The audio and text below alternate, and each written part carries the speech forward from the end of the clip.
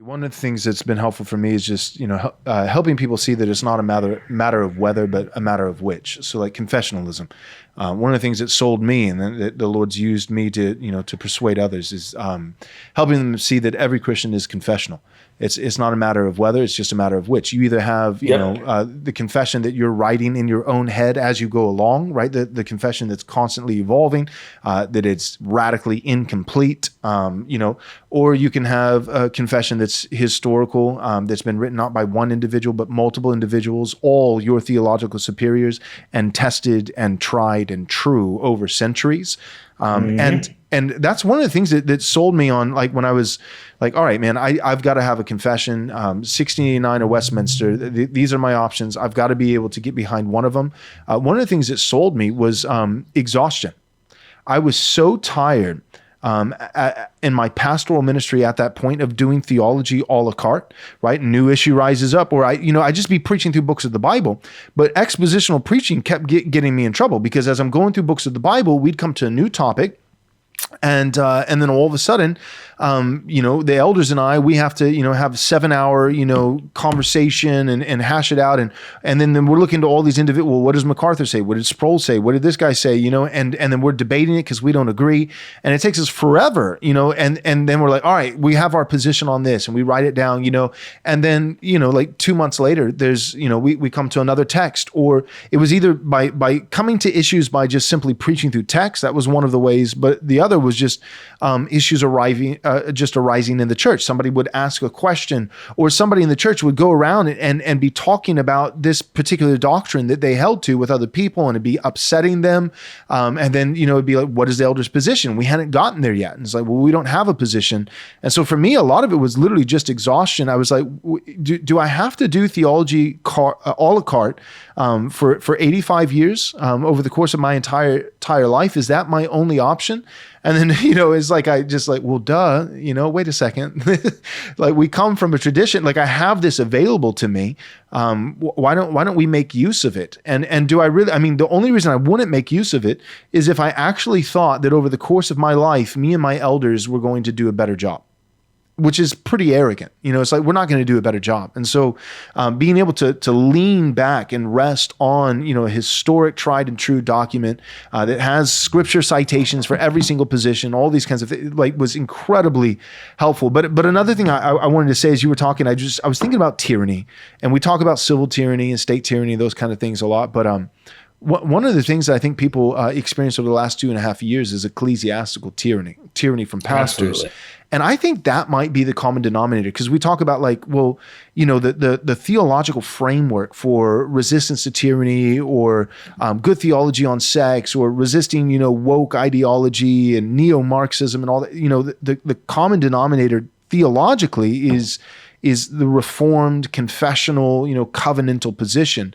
But then when that got tested in God's providence, over the last 2.5 years, a ton of confessional guys, reformed guys that we thought would do really well, just radically failed the test. And then other guys that we thought wouldn't do so hot, that didn't have as deep of doctrine as we would like, their doctrine is shallower, more anemic, they actually did really well. And so I was trying to find, like, common denominator. And one of the things that I found is, so a lot of Calvary Chapel guys did really well. They did really, like, surprisingly well. And I was thinking about that. And I was thinking about, like, Calvary Chapel and some of the, the hallmarks of what it is to be Calvary Chapel. And it's like, all right, well, some of these things don't work at all, right? Like dispensational pre-mill guys, they're Arminian guys, but then I was thinking, but one thing that a lot of Calvary Chapel pastors are like, because I'm friends with some Calvary Chapel guys, and I remember thinking, well, Calvary Chapel is, like, notorious for no church membership. I was thinking, how would that be a benefit? But then I was thinking about that for a second, and I'm a church membership guy. I think they're wrong about that. But my point is, they're like, a lot of these Calvary Chapel pastors don't have a tyrannical bone in their body, and then some of these reformed guys are so used to controlling the church and controlling the membership of the church and controlling this and controlling that. What I started thinking is, because I was surprised by some guys, and if we want to name those guys, I'll let you name them. I'll let you make that call. But, like, there were some guys I was like, dude, you are, like, one of the most conservative. When I think of a conservative reformed confessional pastor, I think of so-and-so. And you were a tyrant. I mean, like literally, to the point where I thought like, he's got to be on the payroll for the Democrat Party. Like this guy's like, are they paying you? Like, I hope they are. I hope you're making some money out of this, because I mean, you are doing more water carrying for the progressive left than Kamala Harris. You should. Seriously, like you should be getting some kind of compensation. It's like, how in the world did this happen? It's like, oh, I know the common denominator. You're okay with civil tyranny because you're a tyrant.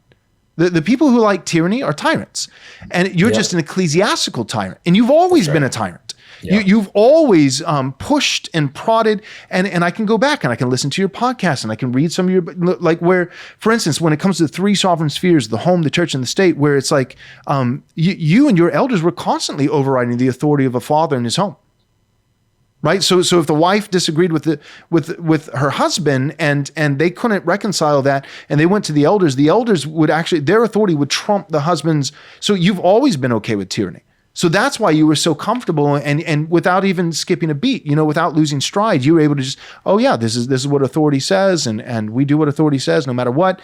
And so my point is, I think, long term, like we're going to need good, Protestant political theology, and I don't think that's going to come from any other seed but the Reformed confessional covenantal faith.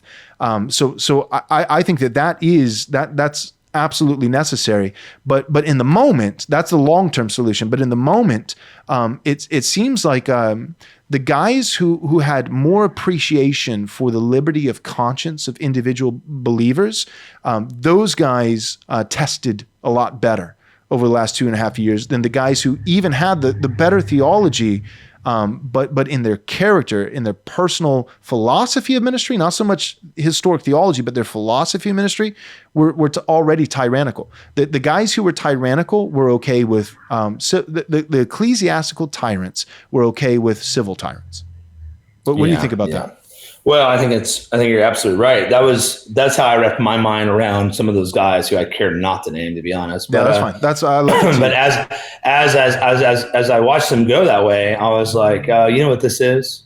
They are projecting they're reflecting the way they think about authority onto the government. Right. And I know pastors who I can think of a pretty well-known pastor who told me once, well, I'm going to go find out what your wife thinks about that, right?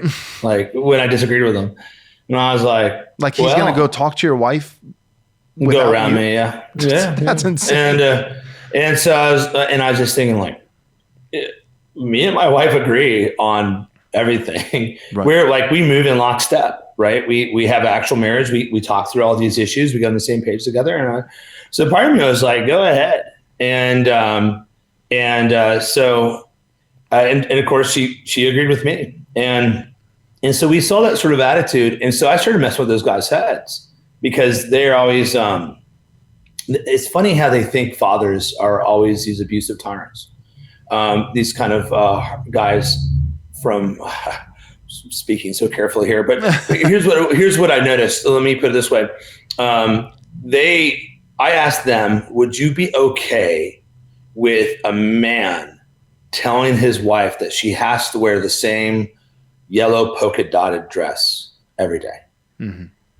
And they all agreed no. And I agree with them. I was like, yeah, it's crazy. Like that's an abuse of authority. That's not the purpose of his authority, is to control every single part of her life, but to lead the mission of the household. She's to submit and follow him.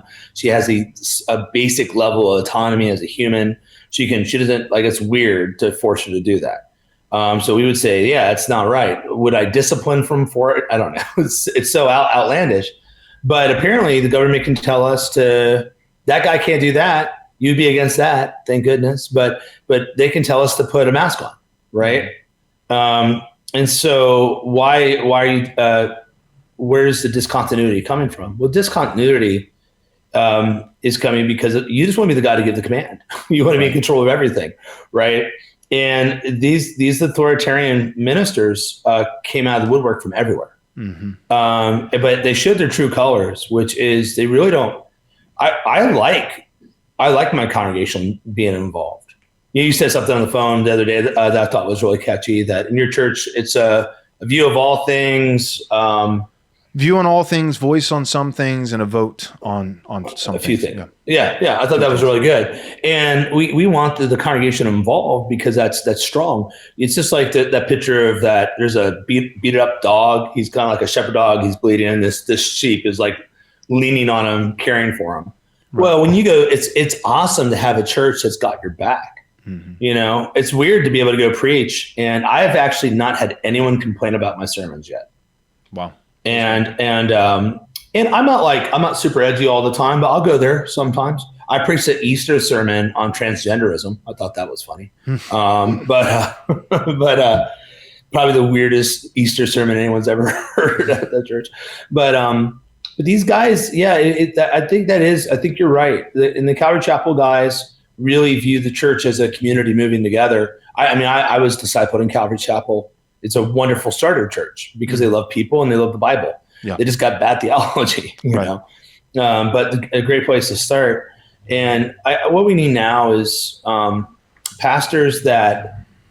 Here's how you know someone loves authority. They love its limits as well. They respect it. Like the guy that Jesus comes and says, "Yeah, I'll go help you heal." All right. Stop twisting my arm. I know you want to hear the inside scoop. Here it is, the glorious vision of Right Response Ministries for the first half of next year, 2023. We have not one, not two, but three massive endeavors that we will accomplish by the grace of God. The first you already know about. It's our Theonomy and Postmillennialism conference. This is selling out incredibly fast. By the time this commercial airs, you may not even be able to get a ticket. I really don't know. So don't waste another moment. Go to rightresponseconference.com, rightresponseconference.com to join us for the Theonomy and Postmillennialism conference next year. Now, this is where you come in. We need your help. Our next two endeavors are, number one, a documentary style film, and number two, a brand new studio. Both of these things are seeking to accomplish one primary goal, which is excellent, high quality, glorious Christian media. We are tired of as Christians doing things poorly. We've done our best with what we have, but by God's grace, we want to do even better.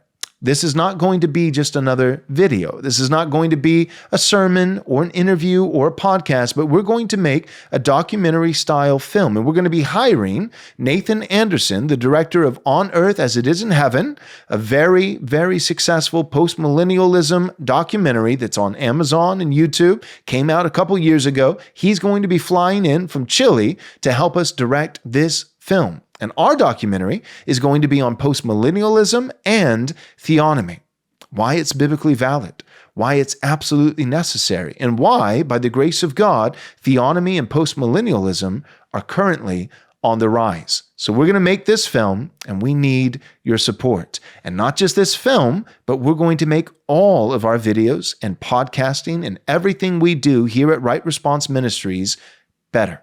We want to achieve the highest level of quality and Christian excellence that we possibly can.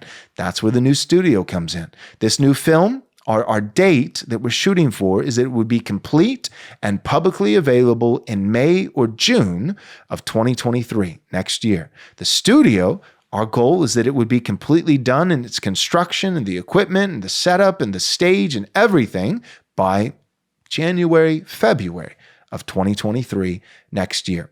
We need your prayers. We need your encouragement. And for those of you who are willing to do so, we need your generous support. You can give towards these endeavors by going to rightresponseministries.com/donate. Again, that's rightresponseministries.com/donate. Thank you so much for all your help. God bless.